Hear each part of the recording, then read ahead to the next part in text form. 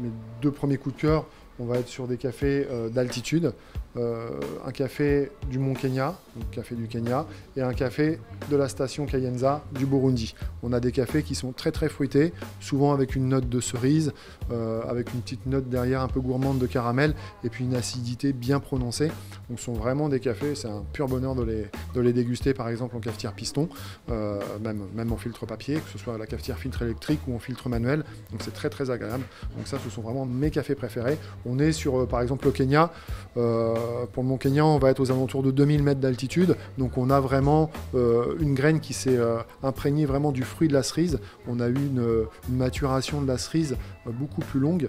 Et du coup, on a un café vraiment très très marqué. Il a vraiment beaucoup de marqueurs au niveau aromatique.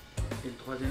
Et le troisième, c'est plus une torréfaction expresso. Donc là, j'ai poussé un peu plus. On a une colorimétrie un peu plus sombre et on a surtout un temps de développement beaucoup plus long. Donc c'est le Grand Soleil, le café du Brésil, donc, qui est un café produit par la ferme d'Atera dans la région Minas Gerais. Et là, on a vraiment un café qui est très très gourmand. On peut même presque avoir des notes de Nutella. On a une fine acidité à la fin, mais qui passe très bien en tasse, même en expresso.